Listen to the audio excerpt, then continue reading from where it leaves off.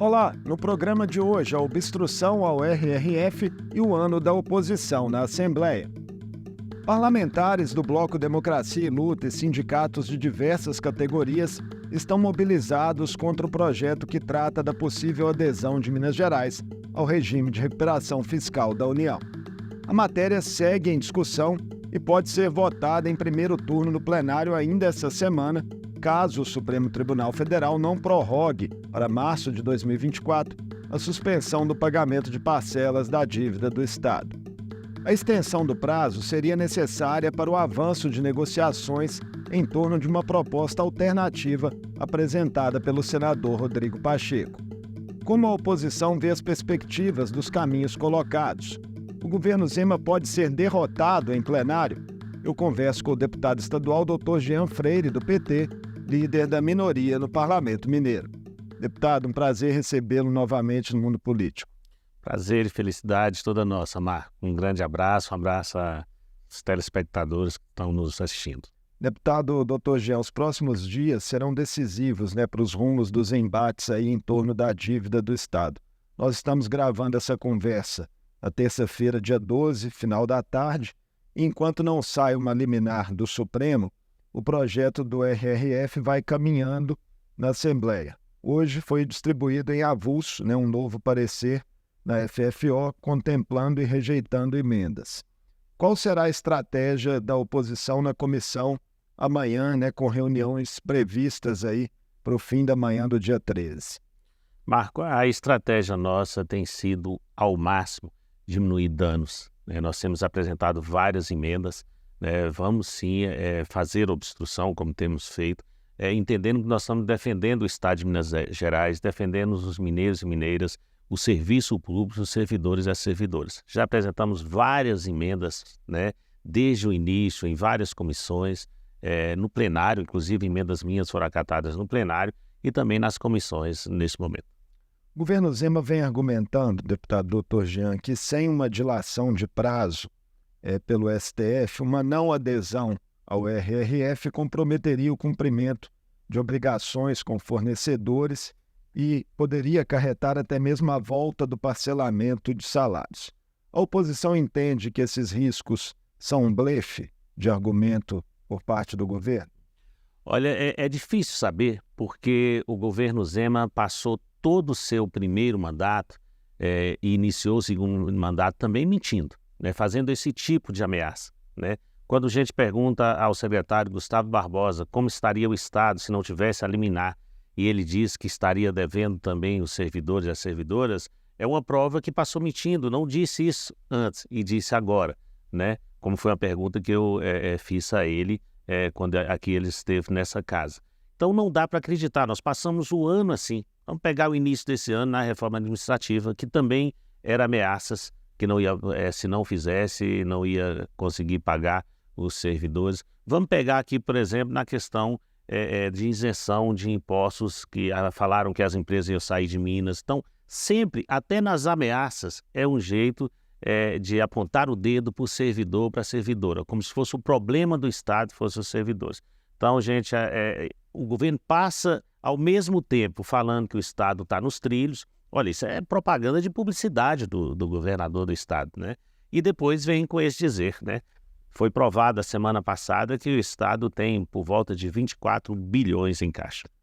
Os números, o governo alega que não aderindo ao RRF e não havendo uma suspensão, teria que quitar 18 bilhões de reais ano que vem, o que daria aí uma parcela de 1 bilhão e 400 milhões mensal aproximadamente. E o orçamento do Estado que está tramitando para 2024 também prevê um déficit de 8 bilhões. Essa conta fecha?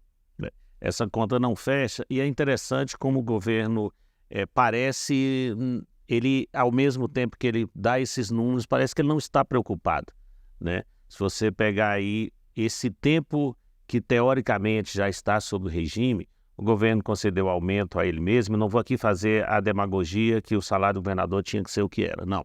Mas ele já descumpriu. O governador apresentou nessa casa projetos para dar isenção de impostos a grandes locadoras, Então já veio descumprindo, já veio onerando o Estado. né, e dizendo que estava nos trilhos, agora diz que não está. E parece que não demonstra, porque, olha, foi somente na semana passada, após essa casa insistir e provocar, que o governador entrou, que o governo do estado entrou com um pedido ao Supremo para prorrogar esse prazo. Um governo pegando o início, quando na reforma administrativa, uma das secretarias que a gente se lembra muito bem que foi criada foi a Casa Civil. Para quê? Para dialogar melhor com o governo federal. E o diálogo não houve. O governo federal convidando o tempo inteiro. Então, para que se viu essa reforma administrativa, né? Então, o que dá a entender, e continuando tocando esse projeto aqui, querendo que o projeto seja votado a qualquer custo por parte do governo, dá a entender que o governo não tem interesse em resolver a questão. Alguns deputados da base governista também têm se mobilizado, né, diretamente contra o RRF. O deputado Sargento Rodrigues tem sido, por exemplo, uma das vozes, né, aí, mais eloquentes. E outros também têm claramente evitado ali envolvimento. A oposição, deputado Dr. Jean, tem esperança concreta em derrotar o projeto caso ele vá mesmo à votação em plenário?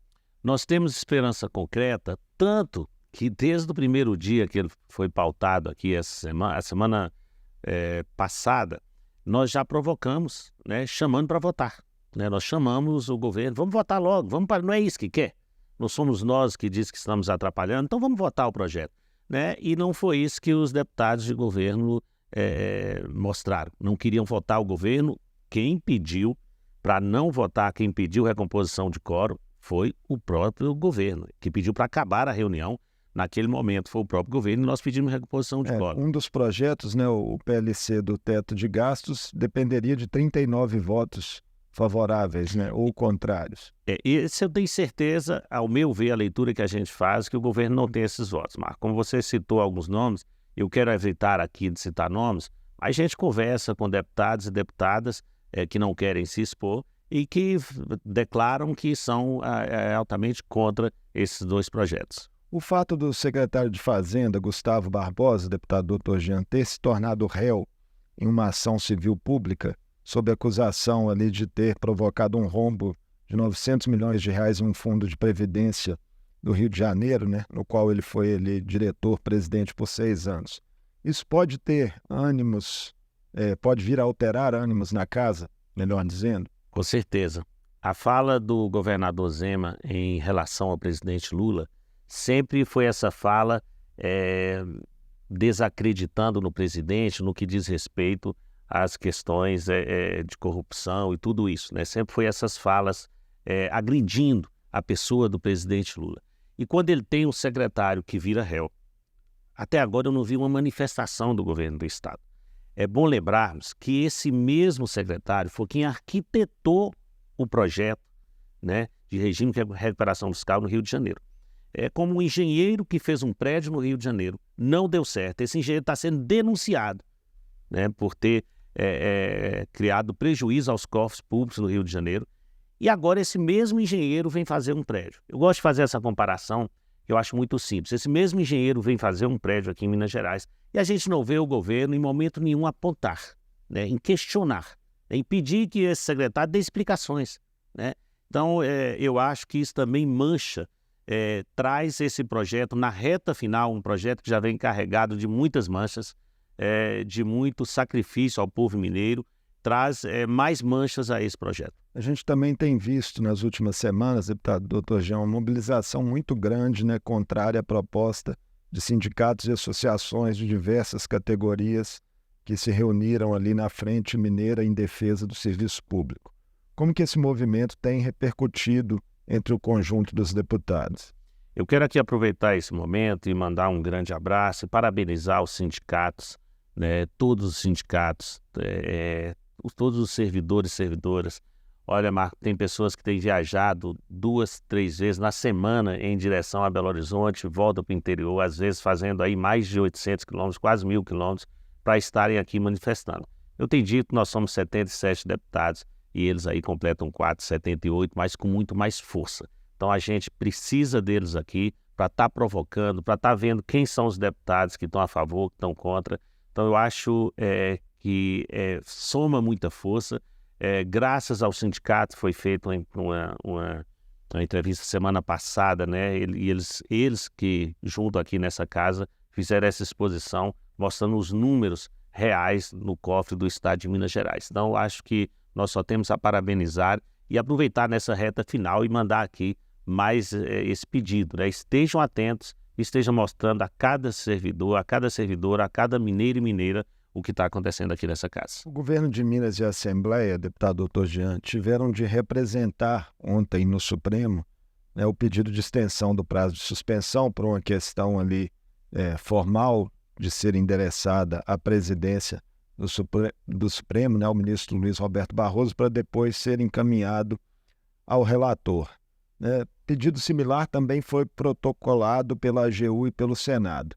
Entre os deputados, seja de oposição ou da base, há otimismo em relação a uma manifestação do Supremo? Vocês acreditam que essa decisão sai antes do dia 20, que seria o prazo limite aí para votação da proposta? Olha, como você me disse, em relação a protocolar ontem novamente, né, eu poderia aqui apontar o dedo, né, mas não vou fazer isso, não quero, não acho, sinceramente, nesse momento que foi má fé, nada disso, né?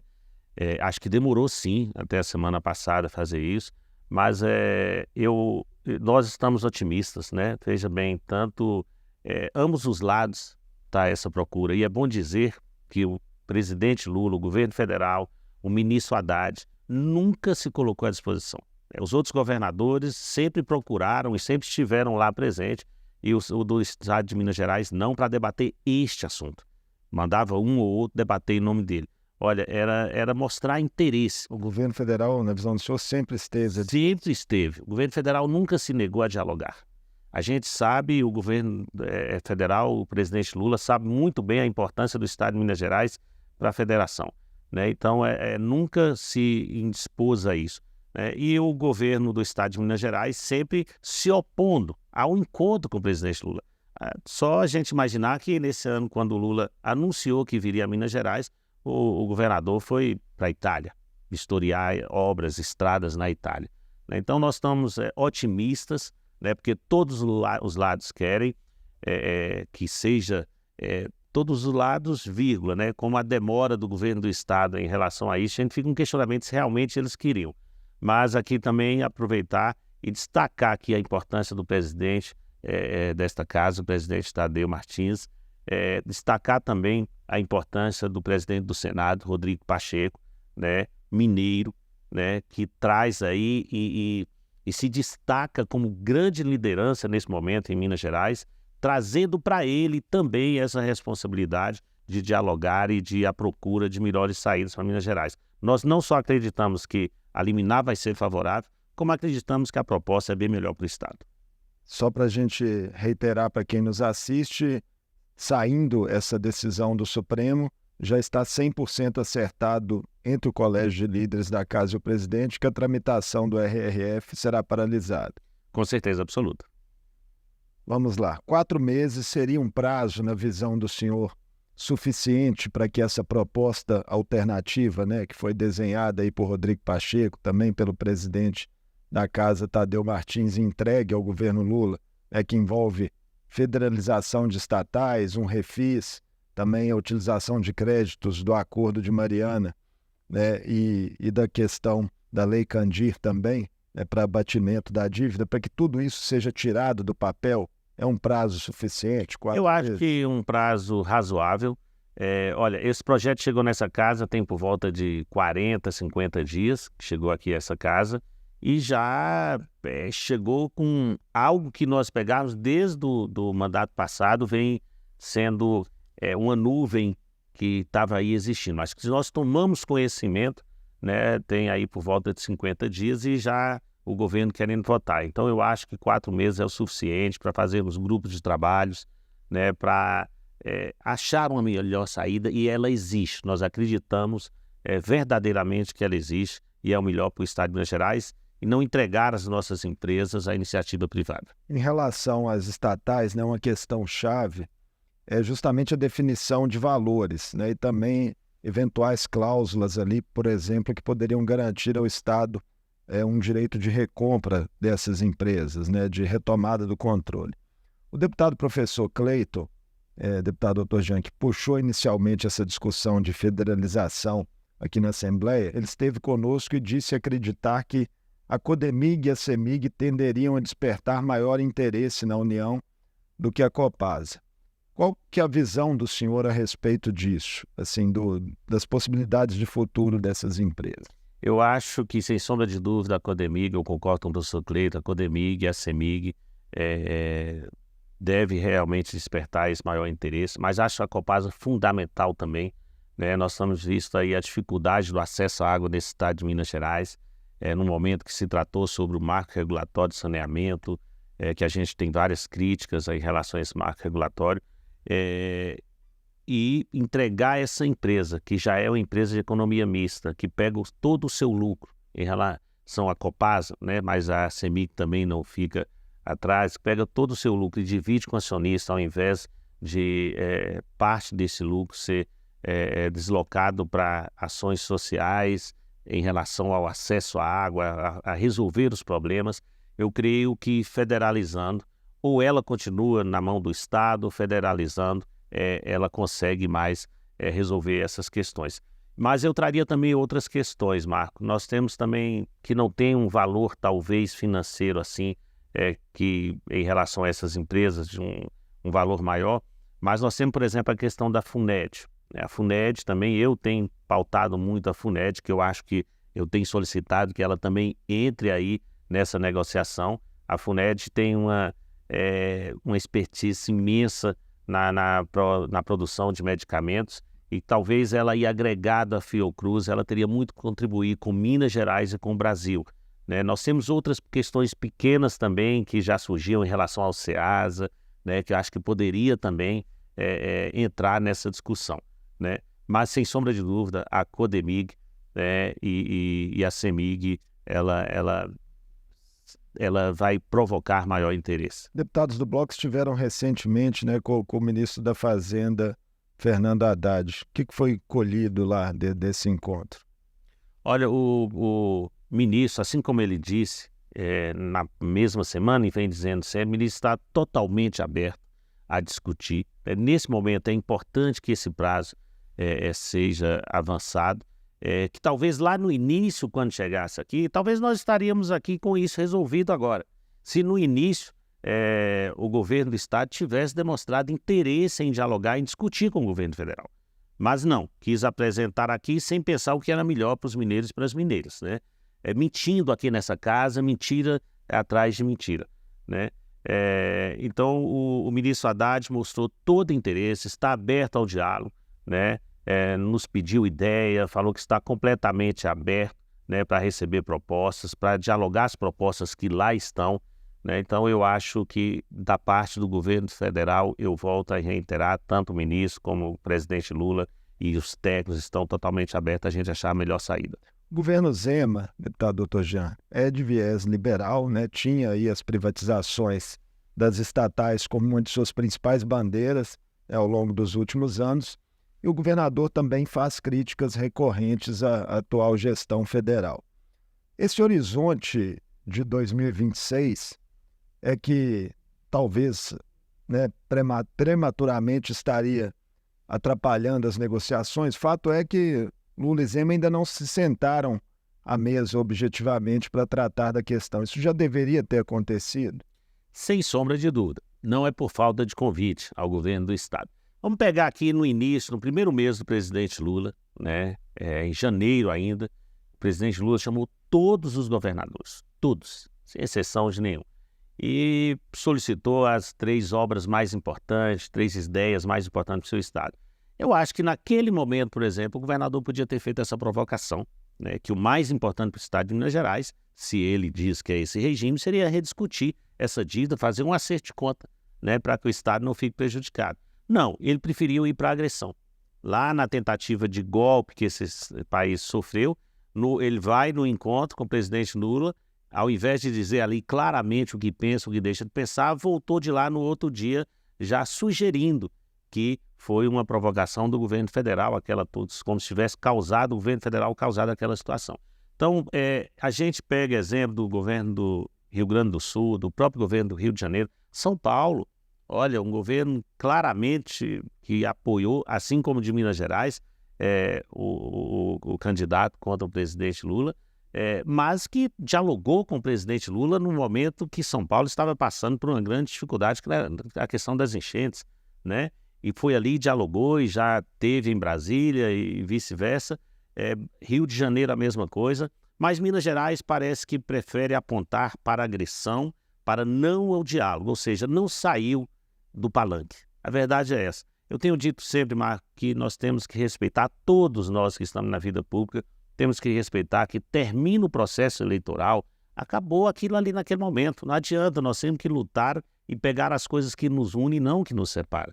Então, claramente, o governador Zema está tentando antecipar 2026. Ele não saiu, a eleição para ele não ainda acabou. Ele ainda continua nessa questão. Alternativa vingar, né? Essa que envolve federalização de estatais, enfim, os outros créditos, sem sombra de dúvida, os dois chefes dos entes federativos vão ter que, em algum momento, se acertarem, né? Ou dá para fazer só com as equipes técnicas? Sem sombra de dúvida, eu concordo com você, vão ter que se acertar e concordo pelo que conheço, da história mostra isso. As falas do presidente Lula no dia a dia, fez fala esse final de semana em relação a isso, dirigindo inclusive aos companheiros e companheiras petistas, pedindo o seguinte, a importância do diálogo. O presidente Lula sempre prezou por isso, né? A importância de dialogar, de conversar com todos, com aqueles que pensam diferente a nós, né? Nós temos que verdadeiramente sentar a uma mesa e discutir o que é melhor para as pessoas, o que é melhor para o nosso povo, para o nosso estado de Minas Gerais. Vindo do presidente Lula, eu tenho certeza absoluta que o direcionamento é esse, Marco. Agora, não ainda acredito que do governo do estado de Minas Gerais é a mesma coisa. Ainda que em votações por vezes apertadas, deputado Dr. Jean, falando agora de um balanço do ano, aqui na Assembleia, o governo Zema conseguiu aprovar ali boa parte, grande parte de seus projetos na Assembleia. Reforma administrativa, questão ali da alíquota de ICMS sobre supérfluos, também as isenções tributárias a locadoras de veículos. Para a oposição, qual foi o saldo desse 2023 aqui na casa e os principais desafios que vocês enfrentaram nesse trabalho? Olha, nós nunca pautamos o quanto pior melhor. Nós nunca fizemos isso. Nem nós da oposição e tenho certeza absoluta que o presidente dessa casa também. Então, o presidente Tadeu e o Colégio de Líderes sobre a cada momento dialogar, né?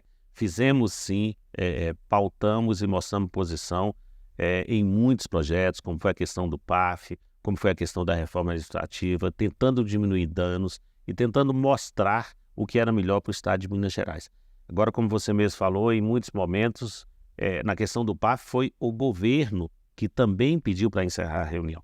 Me lembro muito bem dessa questão, assim como PAF fizeram... era um pré-requisito para o RRF. O RRF. Assim como fizeram agora, o governo pediu. Pediu por quê? Porque não tinha segurança que teria votos. Nós, a cada momento, estávamos sim fazendo obstrução. A cada momento. Sempre fazemos obstrução, entendendo que estamos fazendo o melhor para os mineiros e para as mineiras. Então, acredito que, como você disse, o governo sempre disse em alto e bom tom que tinha maioria aqui nessa casa, né? Maioria absoluta, né? E a gente vê que não é bem assim, que é preciso muita negociação, é preciso muita conversa, né, para passar os projetos aqui nessa casa. Como é que está o diálogo institucional em comparação, por exemplo, com a legislatura anterior? Eu falo entre a oposição e o governo estadual. O diálogo institucional, muitas vezes, ele depende muito da figura do presidente da casa, sem sombra de dúvida, né? Cada um tem um estilo, né? E o presidente Tadeu, ele tem procurado a cada momento, em momento nenhum eu vi que o presidente ele fez gestos de prejudicar, né, que as coisas andassem aqui. E ele tem dialogado isso com o Colégio de Líderes e nós da oposição, da nossa parte, nós temos feito esse diálogo com os secretários, né? Algumas vezes o secretário veio dialogar com o Colégio de Líderes. Nós não, em momento nenhum, nós pautamos que... A disposição do Executivo melhorou na visão do senhor para o diálogo? Eu diria que na fala, sim, mas na prática ainda está muito difícil.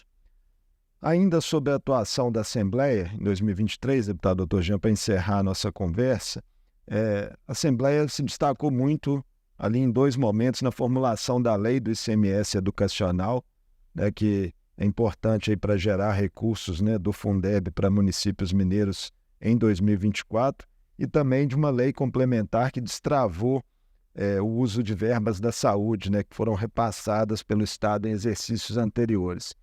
Qual que é o peso, né, desses 2 projetos para os municípios do Estado e como eles se revertem em benefícios para a própria população?